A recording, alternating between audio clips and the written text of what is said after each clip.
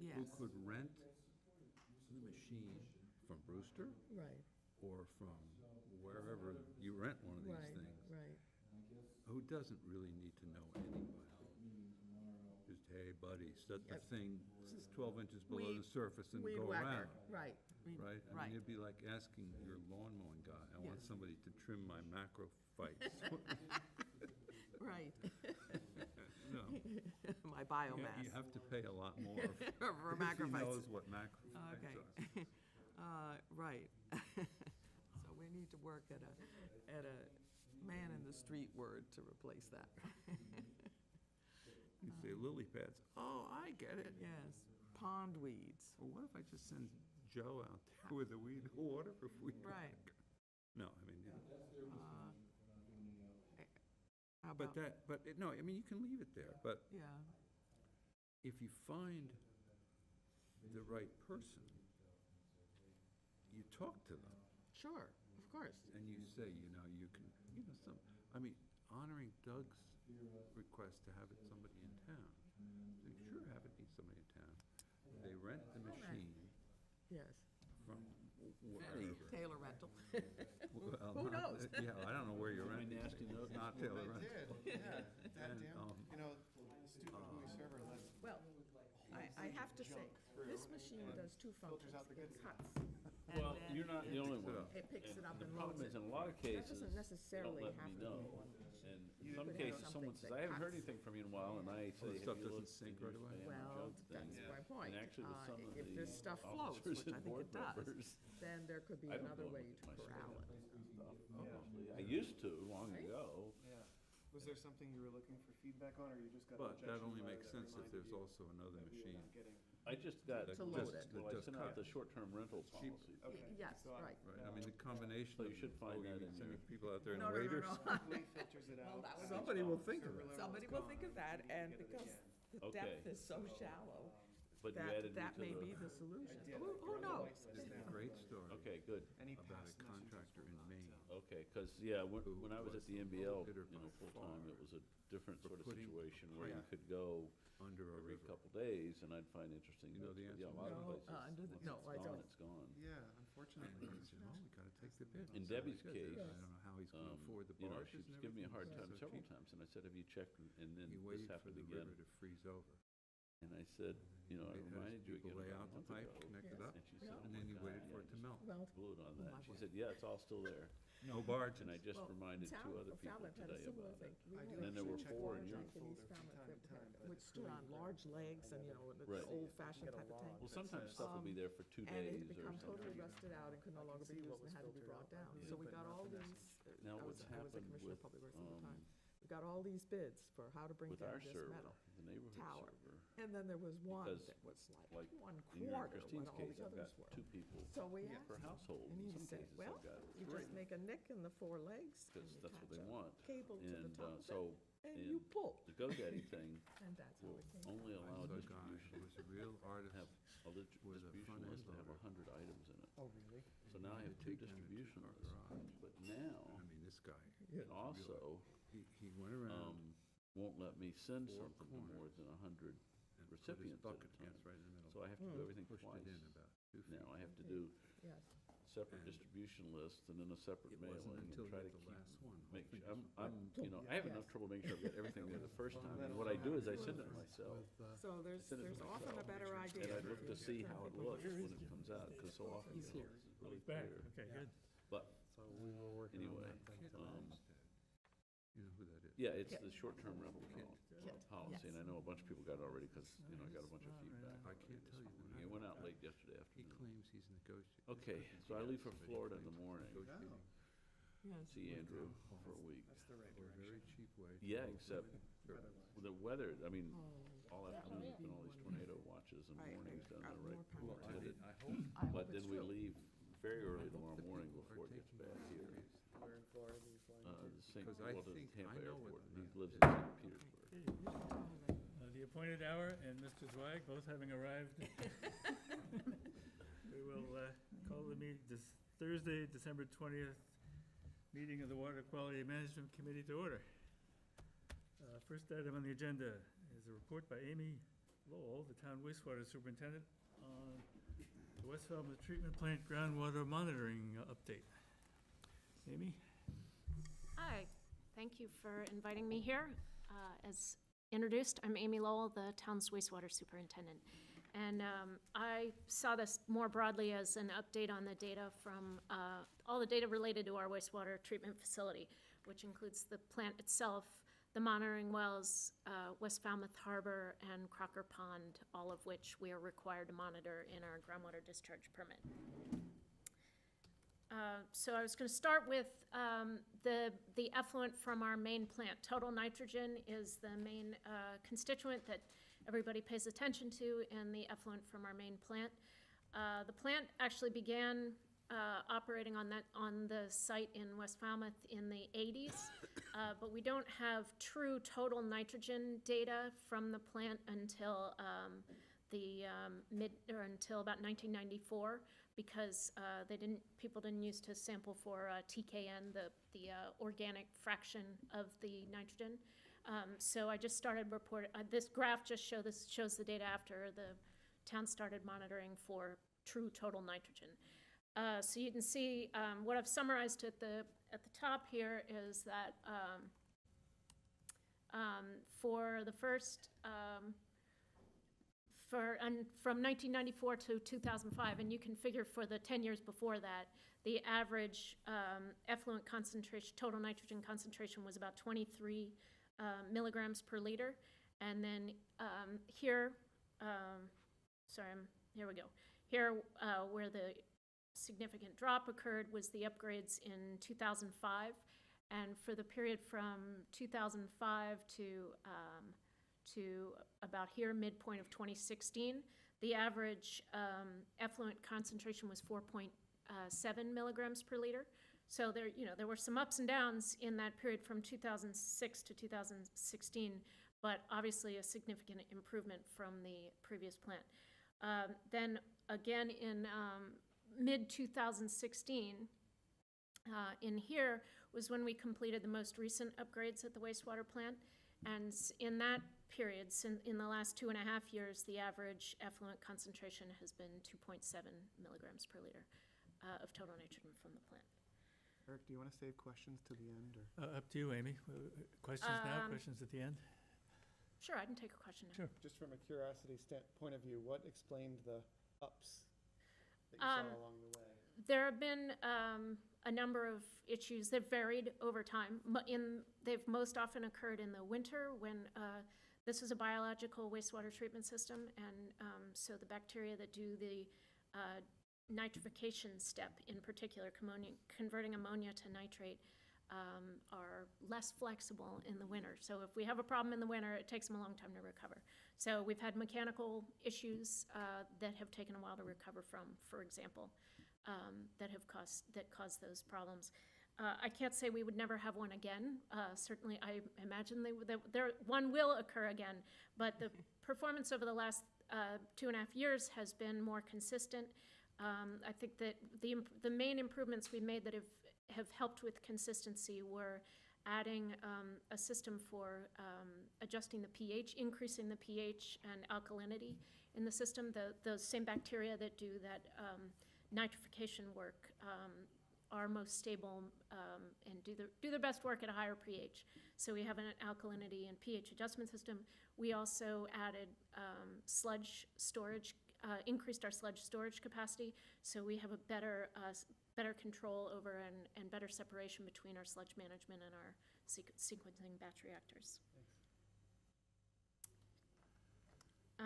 Total phosphorus, I realized when I was looking at the data later, I realized sort of late in my preparation that I hadn't included a phosphorus effluent graph.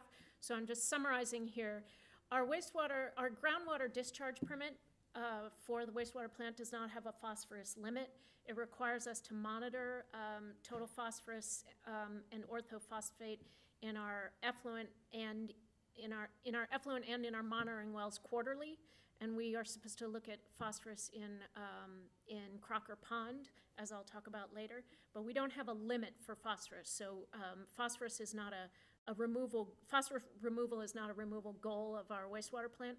A wastewater plant like this does remove phosphorus, but we don't have treatment steps that are specifically targeted toward that.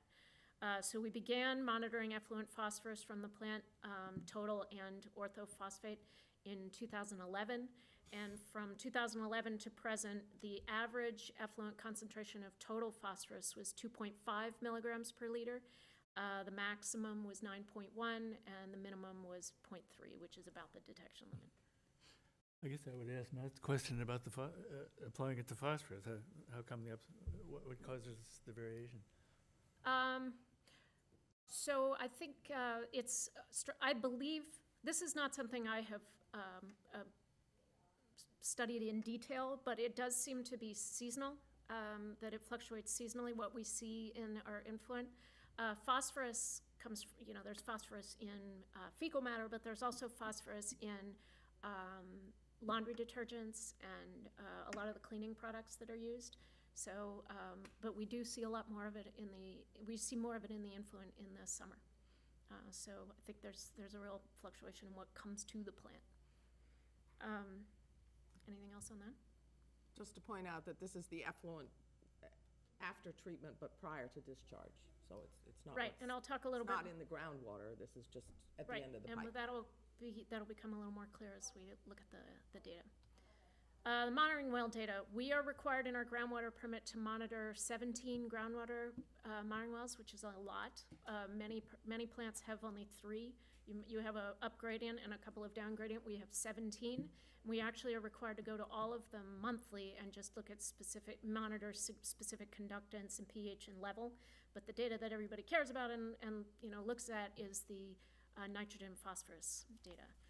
6 of those 17 wells are intended to monitor the impact of recharge to our beds 1 through 13. Let me skip to the next slide here for a minute. This is an aerial photo of, over here are our discharge beds. So these beds down here, this water here is actually not discharged. These are the old treatment ponds, and it's really just rainwater collection at the moment. But this is beds 1 through 5 of the original discharge beds that were built in the 80s. These next 3, I keep losing my mouse here. These next 3 are 6 through 8 that were added, in the 90s. These up here, the next are beds 9 through 13. And then the highest one, it's hard to see up here. Up here is 14 and 15. Can you see where I'm pointing there? So beds 14 and 15, these blue lines on the map on this aerial photo are the sub-watersheds of the West Falmouth Harbor watershed. So the West Falmouth Harbor watershed is the entire land area on which, if rain falls, it's going to move towards West Falmouth Harbor with the groundwater. So that's the exterior boundary of this watershed is this, the northernmost boundary is here. But within the West Falmouth Harbor watershed, the USGS and others have delineated sub-watersheds, which are just, it's where within the West Falmouth Harbor shoreline does that water end up. So all of our original beds, 1 through 5, 6 through 8, and 9 through 13, all of those, as you can see, are within the West Falmouth Harbor watershed. As well as on this old aerial photo, you can see all these lines, looks like a fishbone here in the woods. This is the old spray irrigation areas. They actually surrounded all the other beds here, and over time, from the mid-'80s until 2005, the town in the summer used those spray irrigation areas for discharge as well. So all those are within the West Falmouth Harbor watershed. Beds 14 and 15 are here just outside, just north of the West Falmouth Harbor watershed, which means that the treated wastewater effluent discharged at those beds flows with the groundwater to either Buzzards Bay, off this way, this is west towards Buzzards Bay, or to Buzzards Bay ultimately. Some of that treated wastewater effluent is presumed to move through Crocker Pond, and that is why we are required by our permit to monitor Crocker Pond. How accurately is that upper blue line known? That's part of why, I'll talk a little bit about the monitoring wells and where they're located. These are, these monitoring wells here, monitoring well 1A is an upgrading, so I'm getting at a larger, I'm doing a larger answer to your question. This is monitoring well 1A is our upgradient monitoring well. It's upgradient in the watershed from all of our discharge. So that is considered to be a background well.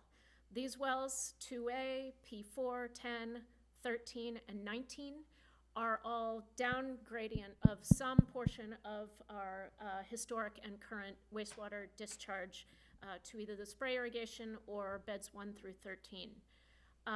These wells up here, everything except the 6 wells I mentioned, 11 of those wells are, we are required to monitor associated with beds 14 and 15. Over time, in the next version of our permit, I am hoping to be able to prove that some of these wells are entirely unaffected by the bed 14 and 15 discharge, and so we can reduce the number of wells we're sampling. But this is really to help define that line better. Monitoring well 4 here is an older well that we were required to go back and start sampling again after our discharge to 14 and 15. This 23A and B is slightly outside of, or slightly south of that watershed line. And then monitoring well 25A and 25B, that's on Route 28A in West Falmouth.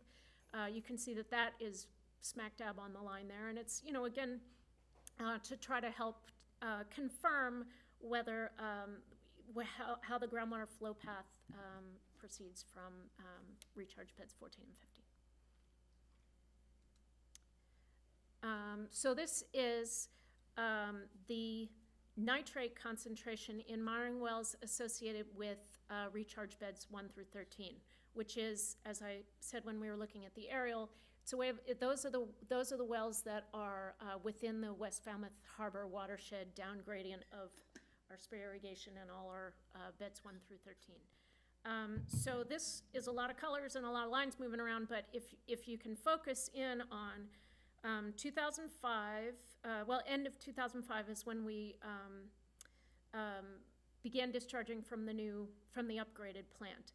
So you can see a lot of the wells, the concentration of nitrate was increasing over time as those wells saw the plume from the wastewater plant. But after the upgrade at the end of 2005 and we switched over to the newer plant, the concentration in all of the wells decreases. Right now, so this includes data from September of this year is the most recent monitoring data. You can see all the wells except for this one's monitoring well 19, all of our monitoring wells within the West Falmouth Harbor watershed for this set of beds, they're all below 2 milligrams per liter now. Monitoring well 19 has also declined since its high of more than 9 milligrams per liter. It's declined significantly, but it is not down below 2, or down below 3. And as you would expect, it would be ultimately as the plume from our wastewater plant washes out entirely of the aquifer. So I can go back and show you on this map. Monitoring well 19 is here. So it's the furthest from our discharge, and it's right on the edge of West Falmouth Harbor, right on the edge of Snug Harbor. All of these wells are influenced by a lot of different factors. Obviously, the wastewater treatment plant is not the only thing in the watershed. There are septic systems, and there's fertilizer, there's atmospheric deposition. There are all kinds of things that affect the groundwater concentrations. So the concentration here is decreasing over time, but it's not down below even what we're discharging, below the 3. It seemed to decrease pretty quickly after you switched over at monitoring well 19, almost as if there was no lag for transit time. That seemed kind of... I think that really is just an artifact of the sampling frequency. I don't think, so this is quite a ways down gradient. It's expected to, before we started the upgrade, it was expected that it would take about 7 years for water discharged here to end up about here. That doesn't take into account a lot of things like dispersion within the aquifer. Or also, more importantly even, I think, the fact that there's a lot of discharge upgradient of the front, upgrading of the front edge of our beds. So, you know, it might be 7 years from here to here, but it's more years from all this area here where we were spray irrigating for so long. So it's a complicated signal that comes through the groundwater. But the net result is all of these wells that are down gradient are all down below 2. Monitoring well 19 is decreasing, and we hope to continue to see that. How do you count for the increase on 19? Well, from as 99 to 06? from 99 to I mean, 06. the initial ramp zooms up from nothing. So again, the discharge upgradient here began, you can see where I'm pointing here, the discharge up at the plant began here. And it takes a long time for that water to reach monitoring well 19. Monitoring well 19 it didn't exhibit an impact from the wastewater plant discharge until, It took time to get there. more 10, quite a bit later. So it increased as it saw that impact, and then it began to decrease over time. As you know, it's not a perfect match because of the complexity of the inputs and the size of the watershed, but I think that answers your question. I just was wondering, do you track the build-out that's been going on in that area of, basically with septic systems, increasing numbers and discharge over this time? Because that may be offsetting some of the benefit because of that increase of development. I don't specifically, I have not been doing that on a parcel-by-parcel basis. The Mass Estuaries Project report was based on, development as of a certain period of time, and there was a build-out estimate in that report. But you're right, the other development within the watershed can affect that. None of West Falmouth Harbor is connected to the sewer system, so all of the properties there that are developed have septic systems or cesspools, and that all does influence West Falmouth Harbor water quality. In addition, I should mention that the Water Quality Management Committee with the Buzzards Bay Coalition did start this program of upgrading some of the West Falmouth Harbor septic systems to innovative and alternative systems, which are intended, obviously, to do a better job of removing nitrogen. And there were 20 of those put in place under the first part of the program. There are another 10 that are programmed to do that. So that's a nice, an additional boost that the watershed will get over time as those systems improve the water down gradient of those properties. Amy, what's the typical daily discharge of the Flow? plant? The flow. Discharge flow. So I haven't looked recently at let's call it 400,000 gallons a day now. Last year, the average was, say, 350,000 gallons a day. Okay. It's increasing because of the input from Little Pond Sewer Service Area. In January, I will do a total load number for the plant and look at the average flow for this year. But until everybody's been connected in Little Pond for a year, we won't have a sort of average annual number for with the new number of customers. And I don't remember the numbers, but for a typical septic system per residence, if we put 500 or 1,000 new septic systems in there, what's the flow rate? My point I'm getting at is this is such a massive injection of water into the system that I'm guessing it would probably swamp the build-out numbers, right? Wouldn't it? We're not at build-out in West Falmouth, but in the area where these, particularly monitoring well 19, I think we're fairly close to build-out. And I think that if we continued to have elevated numbers at 19, we probably should look at the immediate watershed and see, not only would you look at whether you had new housing, you'd look at whether you had seasonal housing that became year-round. Right, but my point is I think an individual house would be It's a much extremely smaller tiny load. fraction of what the flow rate is at the plant. Oh, Oh, well, that's true, but So I don't think you're monitoring- gonna see a signal from that, was where I was trying to maybe, go. maybe not. I think one other thing to point out is that even though there's an increase from Little Pond area, that's being Little Harbor. presumably going to another area. It's not You're going absolutely into right. I should have Yeah. made that distinction. Yeah. We'll talk next about the wells, downgrading of the new beds. So you asked what's the effluent from our plant, what's the flow from our plant, and it's in the 400,000 gallons a day range, but we discharge a fraction of that up at the newer beds, 14 and 15, and we have within our permit a limit for the amount discharged within West Falmouth Harbor and the amount discharged to beds 14 and 15. So we track those separately as well. We're supposed to discharge no more than 450,000 gallons a day average within West Falmouth Harbor, and no more than 260,000 gallons a day on average to beds 14 and 15. We're not at that total yet because we're not at build out in either of those watersheds. Speaking to Tom's point, your plant is producing 2.7, and the average homeowner who puts a new house in is probably producing 38, or at least the DEP thinks so. Or more, Or yeah. more. Right. So the individual home is quite a lot. Well, we have to take into account the volumes. Oh, I understand that. Right, but, volume is that's- lower, the per person load is higher. There are lots of ways to talk about that, but yes, the flow is lower, the concentration is higher. Amy, Yep. can you go back to that slide for a Yep. second? So it took 13 years from 86 to 99 for the front to reach the edge of the harbor, right? When the plant was built? It appears so. And then your change, the improvement to the plant was made, 2005. so you'd expect that front, other things being equal, to have gotten here this year. At- 2018 is 5 plus 13, right? And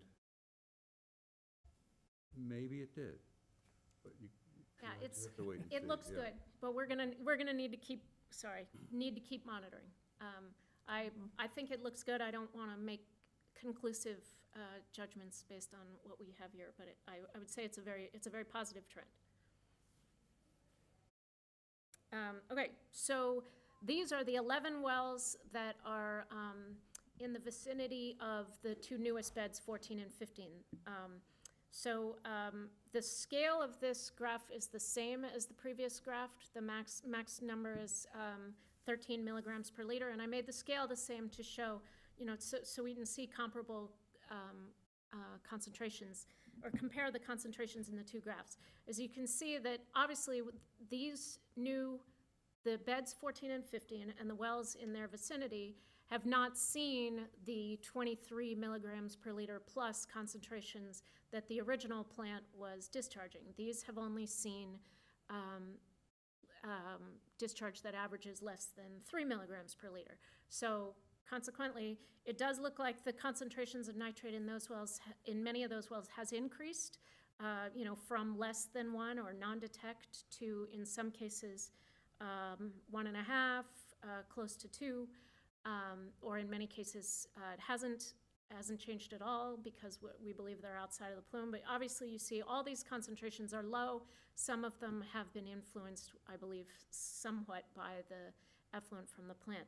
One thing to note, on the last graph and on this one, the background well is the one that's shown with a dashed line. Our background well, I'll show you where that's located, is here. It's up gradient of the discharge. It's next to Research Road in Tech Park. But that does have an above background, it's above detection limit concentration of nitrogen there. Again, this is, I believe, a watershed issue. This up gradient of Miring Well 20 are other watershed uses, like perhaps the new skating rink and the tech park uses. There are other watershed influences on the groundwater in this area. So I don't think it's, it's not I'm not trying to point out a problem. I'm just trying to point out that there is a background concentration of nitrogen in the aquifer in this area for whatever background reasons. So, and since this well is up gradient, we may see, that may cause part of what we see down gradient. Part of the effect that we see down gradient may be from up gradient water quality. So just a point of Yep. clarification, were you reporting your plant effluent concentrations as total nitrogen? And all of these charts are nitrate? Yeah, yes, I was. And to be honest, the reason is that in the past, we had some TKN, it's a way of measuring the organic plus ammonia fraction of nitrogen. And in the past, we had some, I believe, erroneously high TKN numbers from the lab, from our sampling lab. And I think it muddies the waters in looking at this, because the numbers are in general so low. If you throw in the peak, these, what I believe are erroneous TKN numbers, then you do see it's a lot more mixed signal. I can provide that as well. I'm not, well, I have blank data, so it's based on blank data that I conclude that that's erroneous, but I don't feel comfortable peeling it off and, reporting that as the total. I'd prefer to report, we report all of the data, but to show it as a nitrate concentration. Where is 2A? Marine Well 2A is right here, down gradient of our oldest beds 1 through 5, end of the spray irrigation. Oh, okay. I see. That's why it was high a long time ago. Yes, right. So now we're moving on to total phosphorus concentration, and again, I kept it the same scale. This is milligrams per liter, and the phosphorus, again, I think that some of the small higher numbers in phosphorus may be more of a lab error than an actual number. This is This is again the marine wells that are down gradient of the discharge that's been going on for 30 plus years now. So you can see that, yes, there were some slightly small increases, or hits over time, but in general, it's close to non-detect for most of the wells. Are the wells downstream of, was it 14, 15? Is that right? Are they included here? So that's these wells here. Next slide. This slide here Yeah. is Oh, the I see, wells, the okay. 11 wells around 14 and 15. And these are about, close to the detection limit for total phosphorus. All of them, you see it's a little bit higher in the beginning and a little bit higher in the end. I think it's just variability in the sampling. I think, so what I was getting at, let's see. I think we'll talk about it more, or I had it on a slide about Crocker Pond, but as Virginia alluded to, phosphorus, the Water Quality Management Committee and the town commissioned a report by Ecologic in, I believe it was 2013, that evaluated potential impact of phosphorus discharge from the wastewater plant on the downgradient groundwater, and in particular on Crocker Pond. And Crocker Pond is a freshwater pond, so it is phosphorus limited in terms of algae growth or potential algae growth. But the soils, there was a fair amount of soil sampling that was done to put together that report, and it was found that the soils between the discharge and Crocker Pond will absorb the phosphorus, so that phosphorus is retained by the soils and doesn't move with groundwater at the same speed or in the same way that nitrate does. The nitrate, really very, very little of it absorbs to the soil and it just moves with the groundwater, whereas phosphorus is really retained. And that ecologic report concluded that it would be, that the soils that it'd be at least 100 years of absorption capacity within the soils between the discharge beds and Crocker Pond. So whereas I'd said I'd shown in a previous slide that the discharge from the plant has some phosphorus in it, anywhere between, 0.3 milligrams per liter to our highest was 9 milligrams per liter. That's not showing up in the monitoring wells.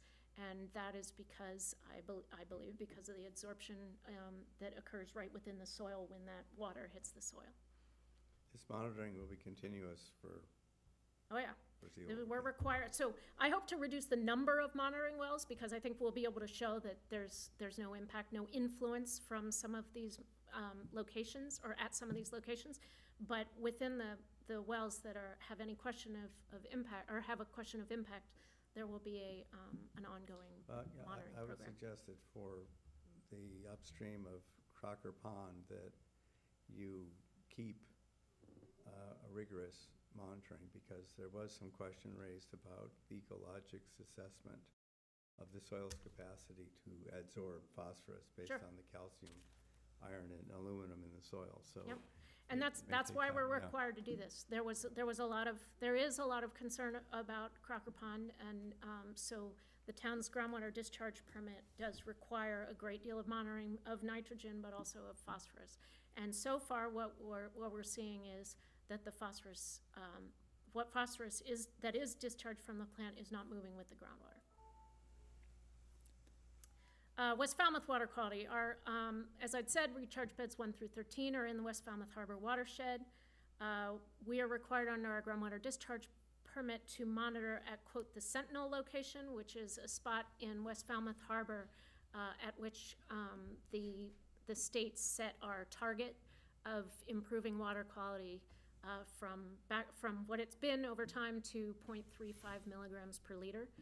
So we're required to monitor at that location twice monthly in July, August, and September for nitrogen and other parameters. So we've been collecting that data under a permit and reporting it for the past 5 years. Data has been collected at that location for many years by ESTMAST, the UMass Dartmouth School of Marine Science and Technology, and more recently as well by the Buzzards Bay Coalition. So this is the data that we have collected. As I said, the source here is the samples are collected and analyzed by ESTMAST under contract with the town. And this is the data that's been reported to the DEP for West Falmouth Harbor. WFH5 is the Sentinel location in Snug Harbor. I'm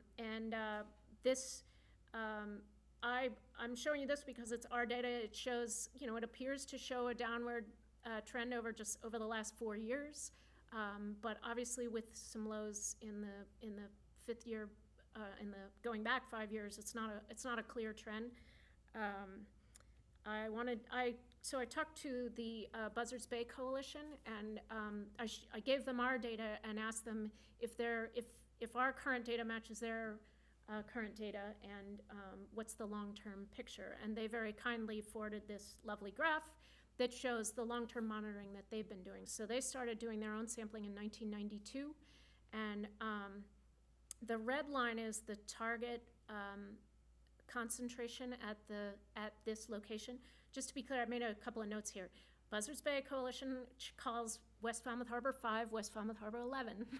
It's the same location that we're sampling, it's just a different name. And they also reported, they're saying parts per million. Parts per million is the same as milligrams per liter in this case.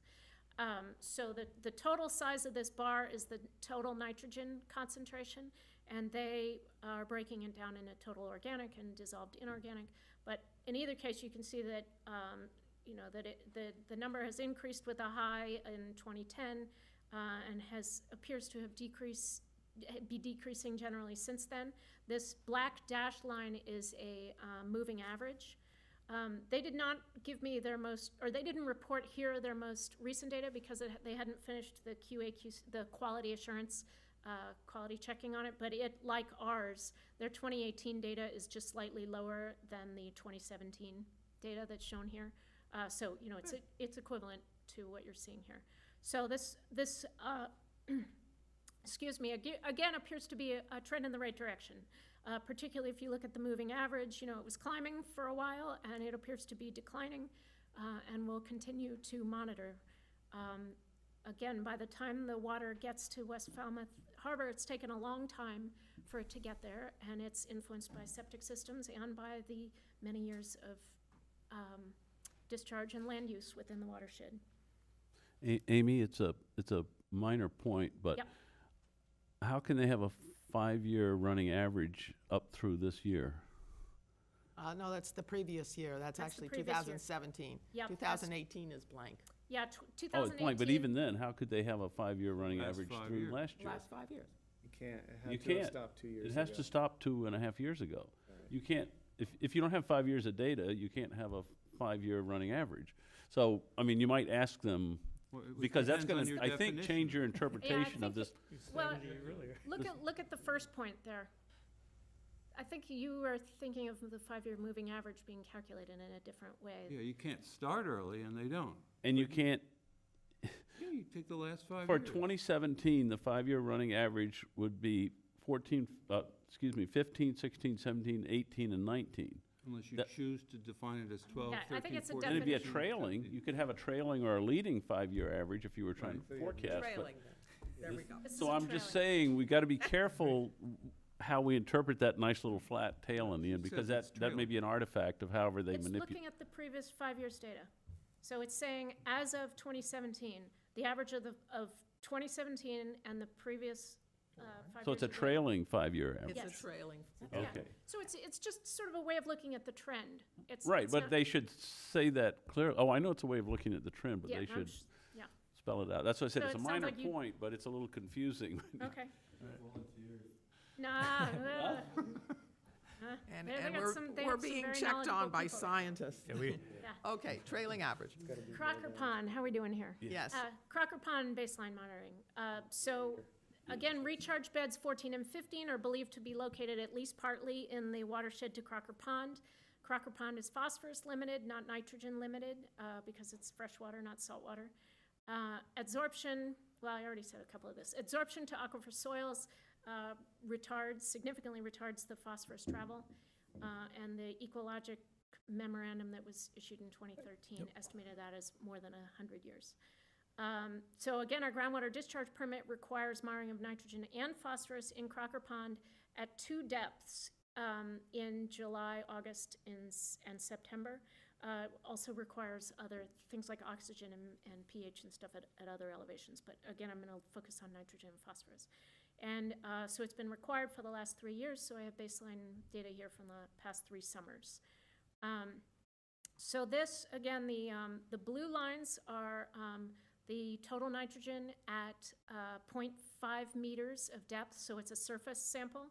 And the orange is the total nitrogen concentration in Crocker Pond at that sampling location at 7 meters, so that's a deep sample. And this is really just to show baseline concentrations there. We presume that the effluent from beds 14 and 15 has not made it to this location.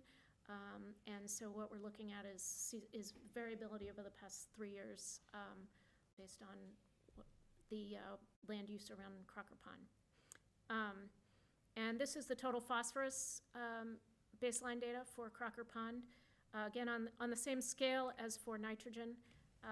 And so the max number up here is 2 milligrams per liter, the max of the scale. And so these are all, the numbers are all below 0.2 milligrams per liter for phosphorus. Again, the blue is a surface and the orange is a deep. So we're required to collect this data. We are collecting it and we will be monitoring it over time. I think I don't need to go into this in detail. I've talked about this. I wanted to include a slide about complicating factors with looking at water quality and groundwater and surface water. Conclusions. The wastewater plant performance has improved substantially in 2 stages associated with 2 upgrades at the facility, and it's averaged less than 3 milligrams per liter for the last 2.5 years. The monitoring wells down gradient of beds 1 through 13 in the West Falmouth Harbor watershed, the concentration of total nitrogen in those has been decreasing, and it's below 2 milligrams per liter in all the wells except monitoring well 19, which is the furthest from the discharge. Total phosphorus concentration does not appear to have increased in those wells associated with the 30-plus years of discharge from the plant. The monitoring wells down gradient of beds 14 and 15, north of the West Falmouth Harbor watershed. The total nitrogen concentration is increased slightly associated with the discharge. We do have a background well that we will watch as well that also has some an elevated, slightly elevated nitrate concentration. Again, the total phosphorus concentration doesn't appear to have increased. The West Falmouth Harbor Sentinel location, the total nitrogen concentration appears to be decreasing. We're not at, or that location is not at the threshold concentration, and we'll continue sampling there and monitoring. The Crocker Pond baseline data is being collected. So that's a summary for you. I was last here a year ago, and there's a little more information now, so I appreciate the chance to give you an update. That's terrific. Thanks. I think it's Any other questions from the committee or from anybody out? So I know you don't trust the organic nitrogen measurements, but how much organic nitrogen do you think is in those downstream wells, roughly speaking? Very little. So we've had, when I say there were some erroneous numbers that were, in the 3-4, milligrams per liter that I just do not believe. I don't believe that that's really moving with the groundwater. So maybe up to 0.5 milligram per liter of TKN in the groundwater in the closest wells. And I'm happy to share that information as well. Okay, Any other well, that's comments, very questions? promising. Thank you. Yes, we appreciate it. Thank you very much. The town appreciates it. And Amy, if you could send us the presentation. Will do. When it's convenient. Okay, next item up is the macro fight harvest on Mill Pond. We have Selectman Brown, who has been leading the charge on this matter for quite a while, and Sorry, I had to step out to take a construction call. I Good. wanted to ask Amy just to clarify on the discharge. Yeah. Is it 400,000 discharge total right now, and 260 goes to the new 2 beds? So we are allowed to discharge up to 260 in the beds. We do not discharge that much in 14 and 15. So we don't allocate the flow among all the beds evenly or anything like that. We generally use one bed at a time. So bed 9, for example, we'll see all the flow for a week or two, and then we'll go to the next bed and the next bed. So 14 and 15 we'll see all the flow for a week or two, and then we'll switch to another bed. But over the year, the average has to be less than, the average to 14 and 15 has to be less than 260,000 gallons a day, and the average to 1 through 13 has to be less than 450. There's also a max day limit to each of the areas. So does that mean we can add those together and have 660 total discharge? 710. Yeah, you can add the 260 plus the 450 is 710. 450.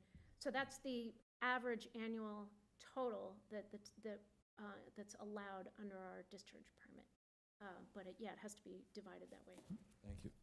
I'm having trouble ejecting my thumb drive. I think I'm just going to pull it out.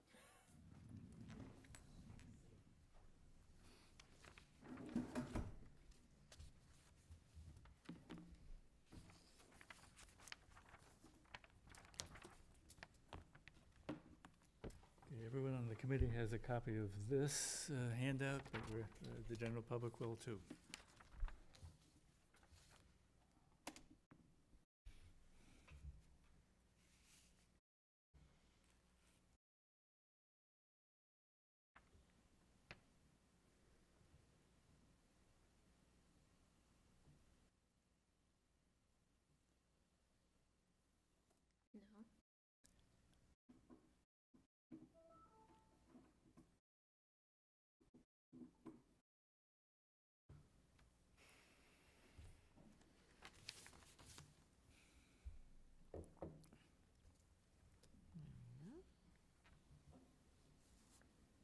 No. Yeah, if I can get as large as it can get.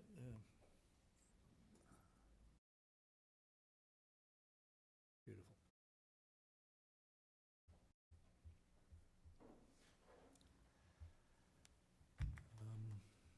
You're on. So this was the request for quotation that was put together by Eric Carplus. Eric and Steve had worked on some edits to it. So what the committee has in front of them is the most current edited version. Doug, do you want a copy? Sure. Yeah, I think I have an extra. Colors are seasonal. I like it. Anybody else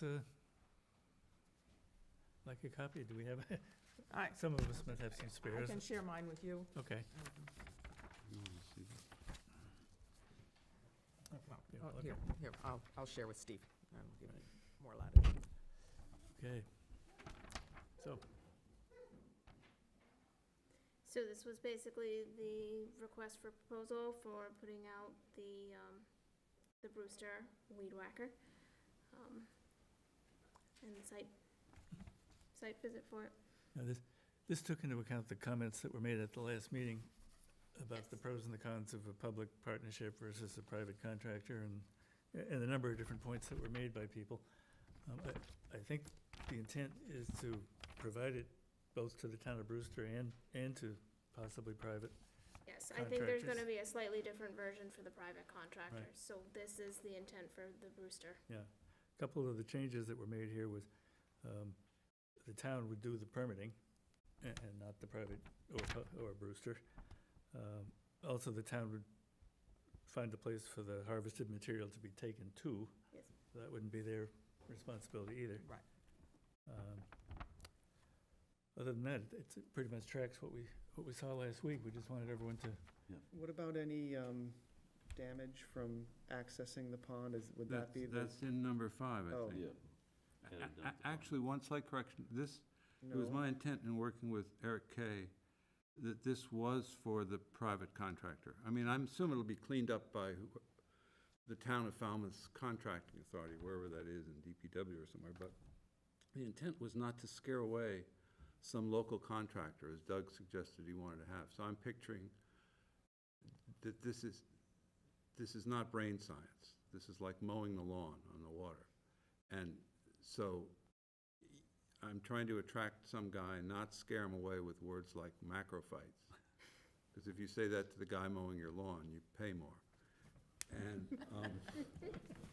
And just to tell them what they should do, and it's none of our business for them to have to itemize their costs. They just give us a fixed price. Yeah, but what are the permit requirements Well- going to be? Well, that's, I have some information on that. So I, If I were bidding on this, I would want to know. well, exactly, detail and about so that. that needs to be part of the discussion. I'm glad that it's important for us to put on paper what we're looking for, but it is an iterative process. So I had an informal meeting with Jen McKay of the Conservation Commission, she's the agent, this week with Kristen, and we discussed the project. And so several things came out of that. Apparently macrophyte harvesting is not done all the time, and so there may be some DEP requirements, and so Jen was going to specifically check with DEP about that. And also she was going to contact the town of Brewster to find out exactly what kind of permitting process they had gone through, large or small, to do the harvesting that they've done so far. So we don't have the answer to that yet, and we won't until sometime in January, because she's off next week. The permitting process itself will take a couple of months, and so just for discussion with the board, I don't know whether you want to wait until we actually have had a hearing. It would be a request for determination of applicability before the Concom, whether you want to wait for that to actually have happened before you look for quotations, because this work won't actually be done until next September. That's one consideration. The second consideration has to do with the access itself, and there needs to be permission from the landowner, and we're still working that issue. What the Concom hasn't looked at the site. They understand there's a 20-foot wide drainage easement there, and so that probably will help us in terms of flexibility as to what we can do in the access point. But again, it hasn't really been examined yet, and we don't know what the permit requirements will be to, as far as our clearing the area to get into the area and what kind of restoration might be needed. And So, by so there are a number of questions still sitting out there. By our, you're implying that the town would The handle town, that? Okay, yeah. so maybe there should be some wording in there that the town will handle these details.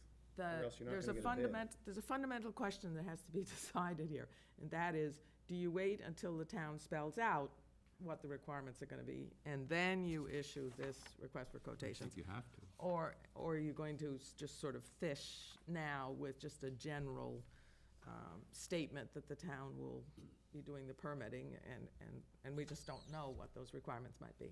I think you might try to assay the level of interest. If we have some sort of list of people that might potentially do this, so you might put this in the context of some sort of fishing trip to see who responds, saying details to follow. Is this?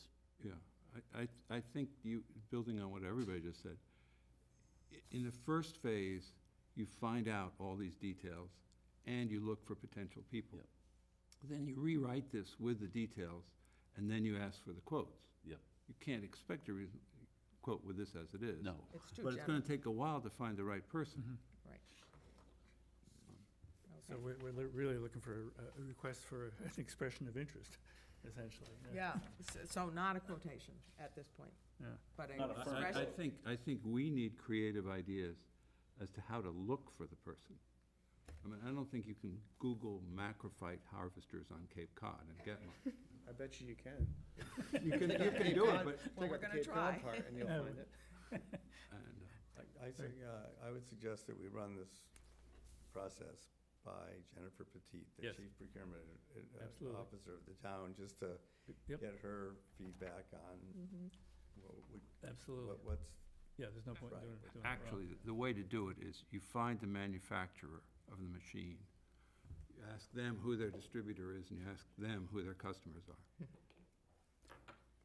Be my guest. you have to be careful.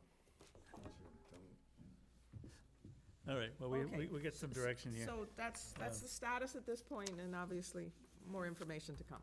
Okay. Fine, yeah.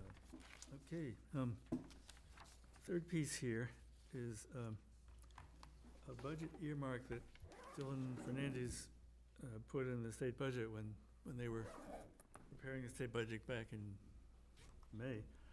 That included $25,000 for a water quality project in Falmouth, essentially undefined. We had initially thought that it would be a good source for this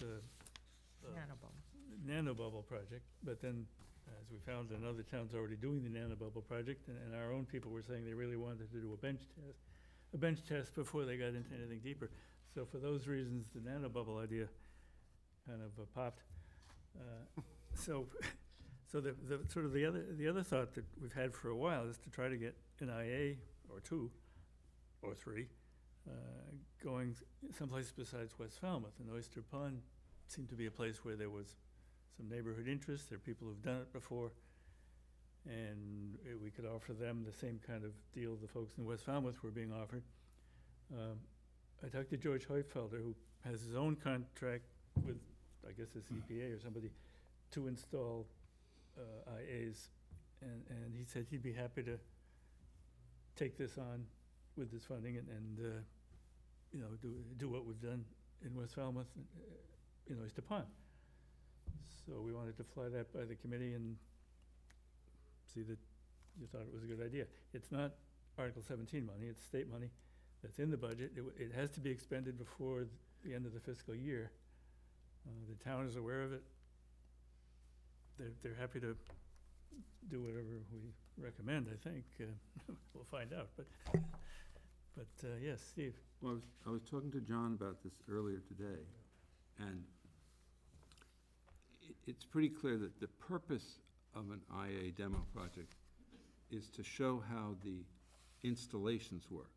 There's no way you'd expect to see an effect on any estuary Right. from two systems. So from that standpoint, it doesn't matter where it is. The disadvantage of Oyster Pond is we're not 100% sure that will be handled with IAs. There's still a finite possibility it could be sewers, even though it looks like it's going IAs. So what we were casting about, and John said, well, how about Wacoit? And that seems fine to me, and even politically, because we've already done a bunch of, Oyster Pond is sort of ahead of the crowd. People from Wacoit have said, what about us? And that's going to be IAs. So that's one proposal, is some watershed where it's going to be IAs. Well, And the people put out the same amount of nitrogen, and you'll see how it works. that probably wouldn't be Wacoit if I suspect Seacoast Shores, I think we've all kind of come around to the idea that will be the last sewer project, but it will be a sewer project. Oh, well, I don't care where. I'm just saying someplace where there's 100% chance it'll be IAs. I'm sorry I have to leave, but, sorry about that. I have to, a little late already. But I would suggest that rather than just focusing totally on IAs or whatever, that we open up the discussion and see what other thoughts might be out there besides IAs. There might be other uses for the funds, and that we let. Absolutely. Yeah, my sentiments exactly. What are you thinking of? So I've got an idea. I Okay. mean, the timing may not be right to get this money spent, but what about the Mill Pond? I was going to say that too. Yeah, Yes. You're right, the timing won't be right. It's not. But there might be It can't something happen we should at sooner. least mill it No. over a little, because this just sort of came to us like this, but It- I'd say. Well, Is the clock ticking on this money? Yes. How much longer is it going to be available? It has to be expended before the end of the fiscal year, June 30th. Wow. So we've presented the concept, and I think our next meeting will be, January 17th. We won't meet the first week where we have New Year's. So by that time, if people have various ideas, they should forward them. Can you spend it to a general contractor? And then they're required to spend it to somebody else later on to do the phytoremediation? You know that this is being recorded, right? Yes, I know. I know it sounds like money laundering, but I mean, a legal form of money laundering. Well, In the government world, this is a very small amount of money, and we're not going to pass it through 3 or 4 hoops. We got to find something simple that can be done within the Yeah, fiscal I mean, year. the It'll IA is diffuse- definitely simple. We know how to do it. We can add on X number of additional homes. It's a good idea in that respect, for sure. It's but an idea there, but I let's think take a little time to. to take the Steve Layton approach, where could we get the most bang for this buck? Because this is not a lot of money, and something should be done quickly. I'm at a, I don't know what it would be, but I think it would behoove us over the next couple weeks to really think about something that can be done in a timely manner and perhaps hasn't been done before. Stormwater. Is there Yeah. another But estuary you're besides You're going to Wacoit? think about it while you're in Florida? Yes, On the Buzzards exactly. Bay side. Like Can I interject stormwater is there? another idea. 3 or 4 on the Buzzards Bay. One of the considerations we should have is, in West Falmouth, we've primarily dealt with seasonal homes. What we really need are IAs where we have year-round families with at least 4 people in the house. Yes. So we get a better idea of what these are gonna do on a year-round application. Good And point. we haven't really had that yet. Okay, And I think that's something that George would very much like to see. okay. So as we think about where we could do a few of these, I think those ought to be the sort of criteria that we should. Do you know of an estuary perhaps on Buzzards Bay that has slightly adventuresome people that live here year-round with 4 people? Well, it doesn't have to be an estuary, but I think if we think we might do this, we've got to sort of advertise it, get some people that want to do it. Could it be part of new construction? I mean, maybe. Not if it's in place by June 30th. June Well, that's what I'm trying to. If there was something in progress right now, some of these contractors might know other. I think there's a couple of projects that the DPW has to remediate stormwater, as Matt had Well, that's suggested. the There's the stormwater thing T-ticket too, path, but Birch Pond issue, and then there's Yep. the one on Thomas Landis Road, the repaving where the drainage, it goes into that pond. Yep. I think Mr. McConerty has a swale that he wants to build, and this is a couple of things that are ready to go. Yeah, but I'd like something that we could, get a novel database from, or maybe not completely novel, but at least a new set of data, like we were saying, maybe a year-round house with the standard 4.1 people Right. in it. But anyway. The intriguing part of Oyster Pond to me was a couple of things. We have a community there that likes IAs, and actually has done something with them. We have an organization that has a staff person who is capable of chasing down people who might want to do this, and we have a database where we can contact people. Because this, it will require some outreach, as it did in West Falmouth. It took a lot of outreach to get those 20 people, and a lot more to get the next 10. These people don't just show up on your doorstep. I invited them to this meeting. They couldn't make it. The two most enthusiastic people won't work. One already has a system, John. Mhm. And the other one, believe it or not, is not in the watershed. It's in some other watershed. It's in a different watershed. Is that who I think it is? Yes. Okay. All right. And you would, you have to convince them to take a risk. I mean, you have to be upfront with them. That was true in West Falmouth for the 20 and the 10. Everybody has to start with that premise that I'm putting something in, I'm being a pioneer here. And that something in that may not turn out to have general applicability, or it may be, I mean, that happens in every instance. I'll talk to them, but I would appreciate it if we also thought, in addition to the wider things, like Tom and Ron were mentioning, of other estuaries that meet John's criteria, right? I mean, would you object to that? If we knew what those estuaries were, we find out if they have civic associations or something. Who's we? Well, remember, SIA came in and reviewed all the estuaries. Yeah. We know which ones are IAs. We do. It's a simple list of them. Yes, I don't think I have it with me, but Okay. it's a simple list.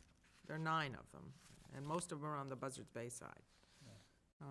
And they include And you may know Magansett, the Grand Harbor. Right. the So most that's a- likely one. You may know just know in your head which ones are primarily summer communities and which ones have substantial year-round.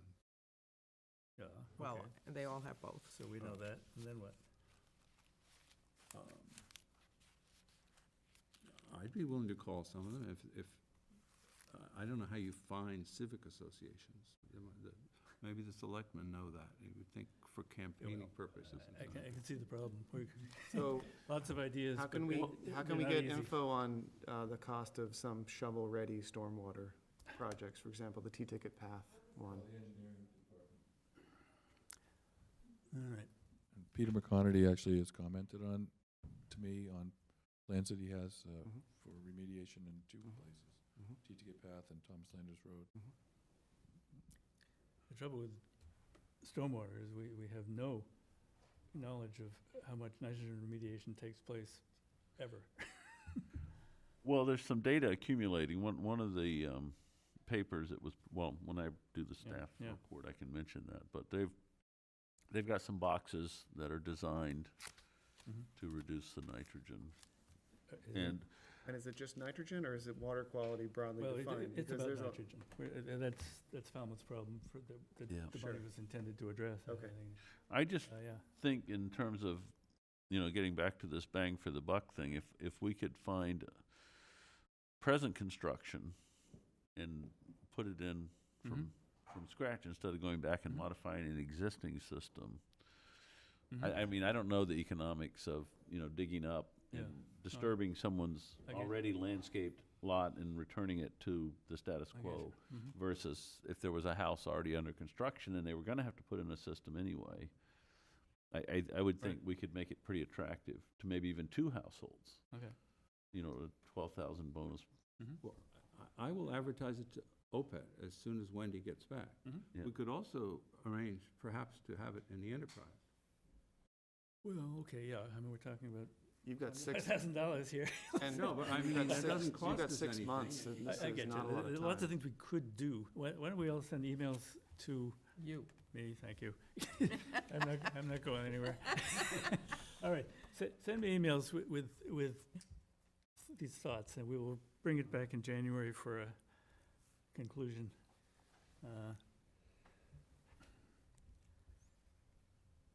Right. Okay, reports of members and staff. Any more on this? We've gotten a few different kinds of input.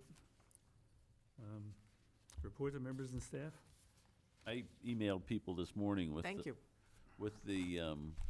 with the link to the presentations, which were just posted in the last 24 hours.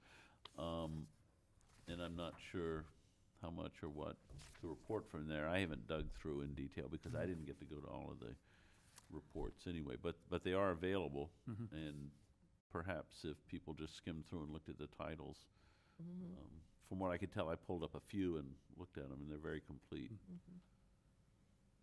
Yeah, no, everybody should look, I'm sorry, I missed that. to be Yeah, honest. that's the The more Cape the more Coastal you see of it- Conference for the viewing public that not aware of Yeah, what it was apparently quite a useful event. Yeah, I don't have a report, but a suggestion for an agenda item. Sure. I would love to have us discuss as a committee formalizing a procedure for people coming to us asking for funding to do research or demonstration projects.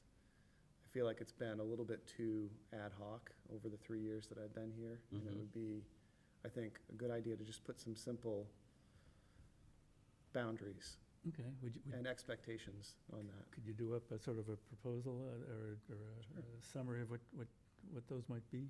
Sure. Sure, great, because it's not my area of expertise. Okay, I have sort of a report, which is not actually a report at all. Well, I'll do the vineyard one first.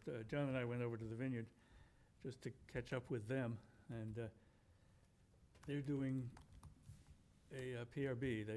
They got the grant that we didn't get. And it turns out the reason they got it is they submitted a grant of the same financial size, and we're told, reduce it by a third, and you can, we'll give it to you. Oh, is that, you didn't tell me that part. Is that what happened? Yeah. Okay. So they have a shorter PRB than they originally had intended. The original proposal was Okay. 400,000. It was? Yeah. Oh, I didn't realize that. So, Okay. yeah, so, anyway, so they're proceeding, they haven't put anything in the ground, but they have a plan and they're doing their Okay. specs and bids and whatnot. They were very pleased to learn what we've been doing with RIA protocols. John, what else did we learn from these people? Yeah. Well, I think at this stage, we're more shuffling stuff to them. Yeah. I think that they were anxious to see that Oyster Pond management plan draft that we had, and the Board of Health is just finishing up the local regulations for governing what you have to do to put in IAs and how they're monitored and how they fail. And they're very interested in getting their hands on that. So I think it's been a nice, I think, back and forth with them. They have those 8 John Smith systems in, and they're getting data from those. They didn't have it for us to look at, but they're going to have that certainly by next summer, a data set for those. Yeah, a useful neighborhood effort. What I have here is a list of the things we need to do next year. This year is over. So, and these are things that, some of them are wishes and some of them are mandates. But the first one is the update of the CWMP. Remember, we did one 4 years ago. The update is due at the end of 2019.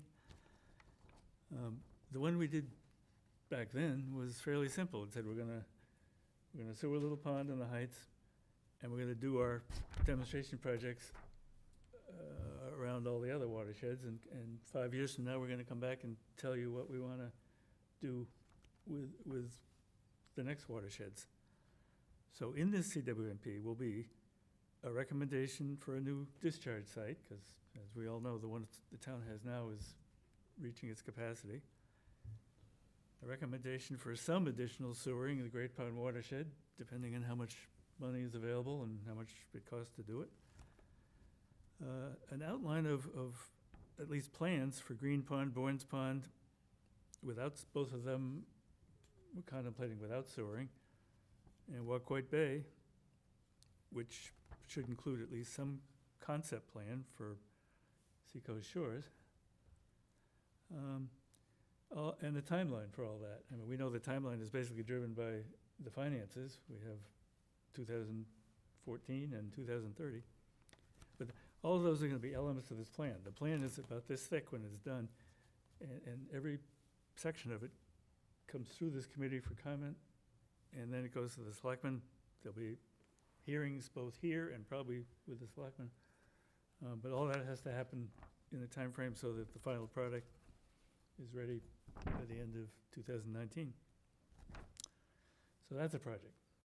Next project is to file a draft CWMP for Oyster Pond with the IA option.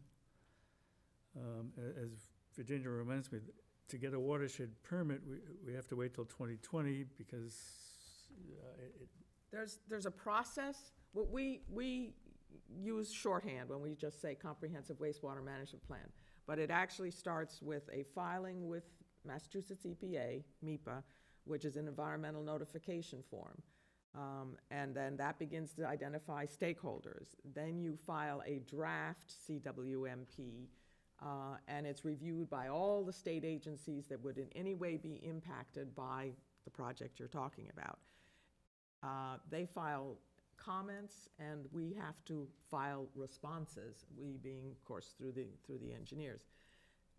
The secretary of MEPA develops a certificate in which he lays out, as he understands it, these are the things that you're proposing to do, and these are the further studies that you need to do. So then it takes time to do that piece of work, and then you file a final CWMP, and it's the final CWMP certificate that got us to the Little Pond sewer project. So all of those steps occurred between, the filing of the environmental notification form actually occurred in about 2008. And it was not until 2014 that we finally were able to move ahead with the Little Pond watershed. So Oyster Pond sort of has to go through those steps. There's no requirement. I mean, you can go through them fairly quickly if you can get the work done quickly, and if it takes longer, which it did with the South Coast estuaries, then it takes longer. But that process has to play out. And so what will be filed next year for Oyster Pond is called a draft CWMP and environmental impact report. When does Ed Leonard get us the next version? Okay. I have, that, it's in his contract, and so the major task of writing the draft CWMP, the recommendations of it, that's a task that he hasn't been authorized to do yet, but it will, we're getting close to the point where that will need to be authorized. What's the limiting step in the PERT chart right now? What, is he waiting for something from us? It would have to come, yeah, I mean, the short answer is yes. I mean, other than authorization, is he waiting for material, for a decision? The real question is the discharge sites. And these, this is just my personal comment, the discussion about where the next discharge site is gonna work in parallel with the Oyster Pond. You could wait until the town has gone through the thought process, but it will be September when it's presented to the selectmen. It's gonna be, the next 6 to 9 months is gonna be pretty busy in terms of the town's conversation about discharge locations. So if you want to wait until there's some sense of the town has narrowed it down to 1 or 2 places, or maybe just one, you can. Or you can just say the town is working on that piece, but we're sure that we want IAs, and so that's a judgment call that the working group and then the committee need to think about. Yeah, I don't have an answer. The IA piece will actually be further along, because by then DEP will have had a good granular look at what we're talking about here, and we'll know pretty much what's good, acceptable to them, and be able to roll ahead with that. So, Well, are there drafts of the GHD thing, some rough drafts or thoughts along those lines? Coming in February.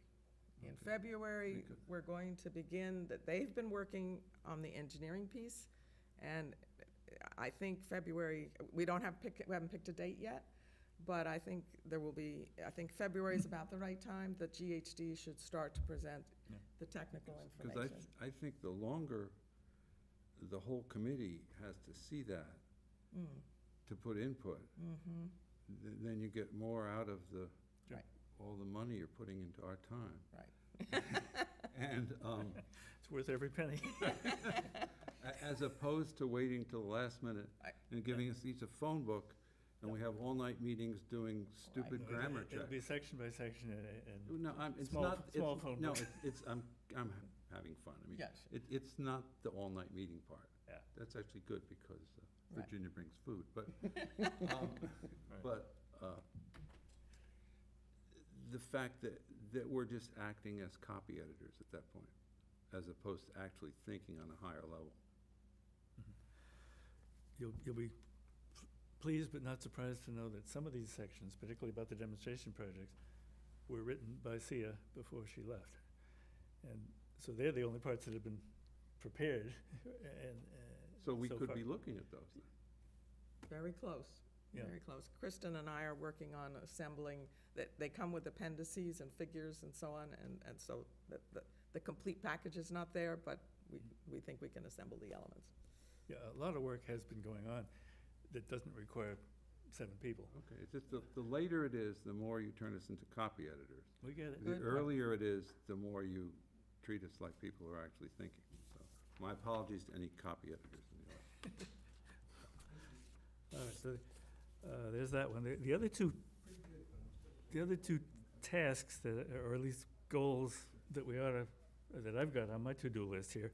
One is for this town to put out an aquaculture grant, lease, whatever you want to call it, for an aquaculture project in an estuary that is designed to reduce a design quantity of nitrogen. And Tom's working with the chairman of the aquaculture, the Shellfish Advisory Committee, and with Eric in the next month to come up with a document that can move that forward. It's easy to get distracted in the shellfish world. We've been focused on it every meeting. Excellent. It's been part of the discussion. Yeah. In fact, I saw you did a 3-page draft for them already. So you're moving. That's largely derived from the Orleans thing, which Eric Right. was involved with before. I Right. refocused it to make it apply to Falmouth. And anyway, Perfect. details to follow, but Anyway, but yeah, that- we're working on it. That's a must-have in 2019. I mean, Yes. The other one, which is easier, is allocating the Walkway Bay load between Mashpee, Falmouth, and Sandwich.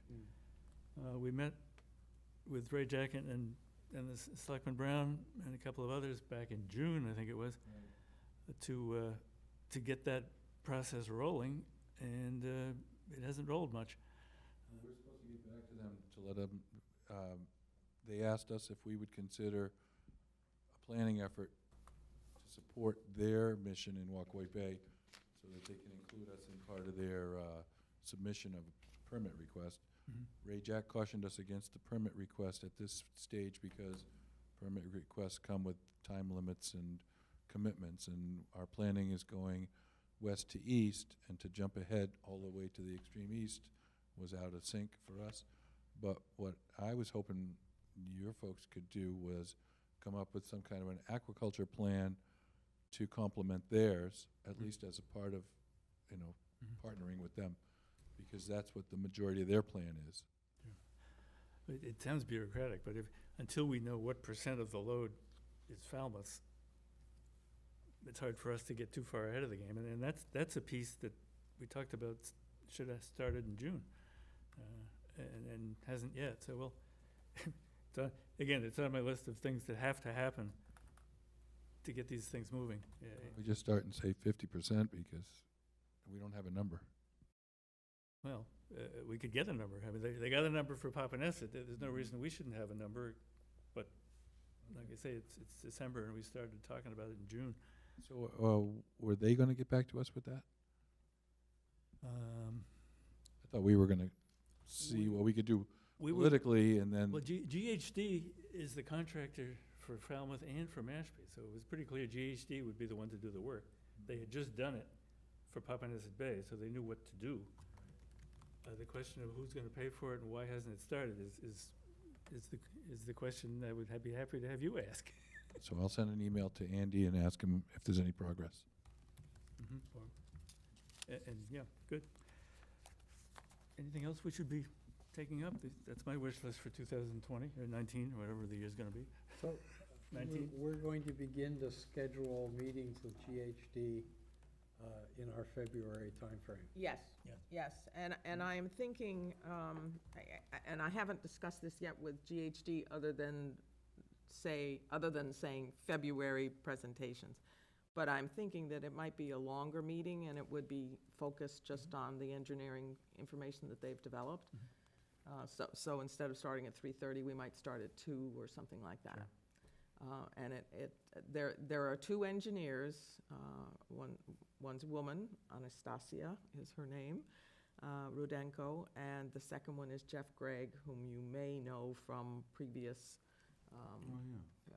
previous, okay, so the two of them have been working with the DPW on the technical aspects of sewering Do you think and discharge that's points. going to be one meeting or a series of meetings?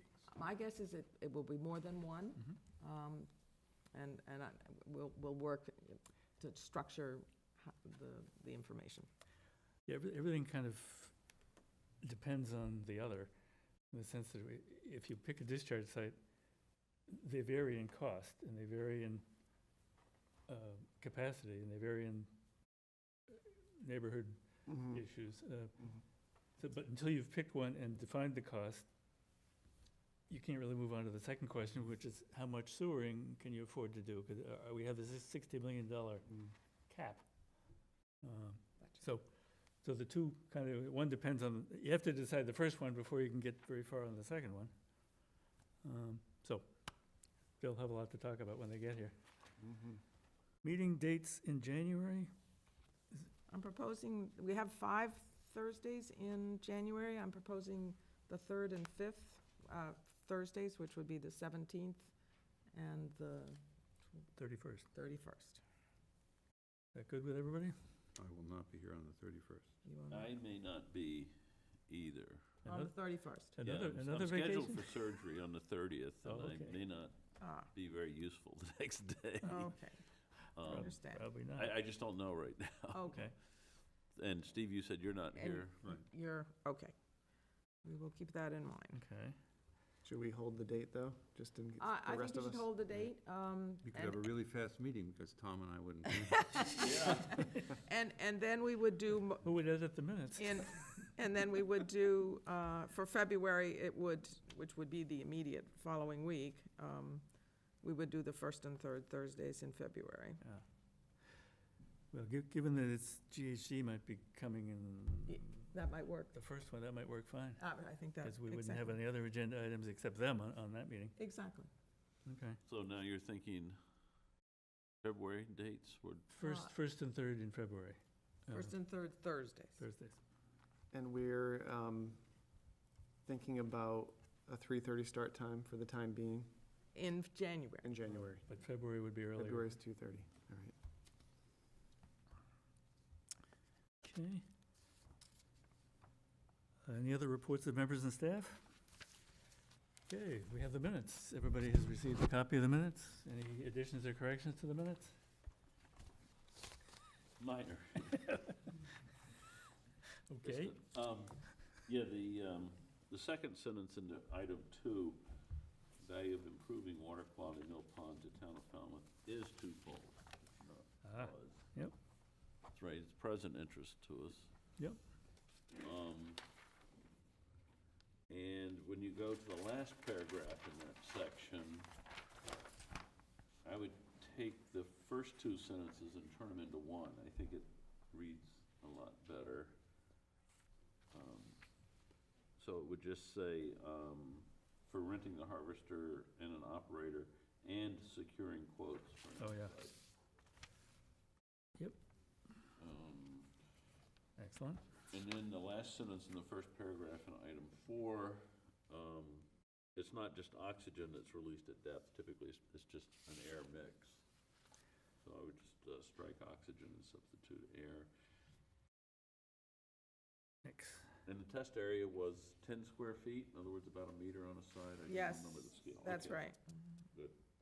And then, under item 5, the dollar value, and that's dockside value, was for the entire state of Massachusetts, not just Cape Cod. When I said that the aquaculture was 28 million.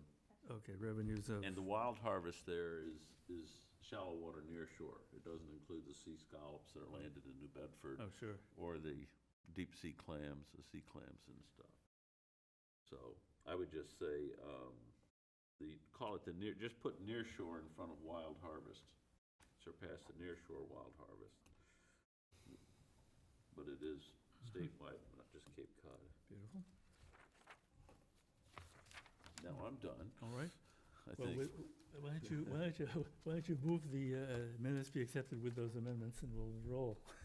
I'll make that motion. I'll Second? Moved and seconded. Any discussion? Any discussion? All in favor? Aye. Aye. Opposed? Can I Guys move have it. adjournment too?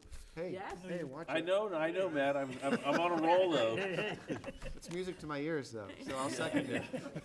Well, somebody move it. Uppity new guy, I'll move it, All right, and Matt will second it. all right, terrific. Moved and seconded. All in favor? Aye. Opposed? And Thank Very you. much. one.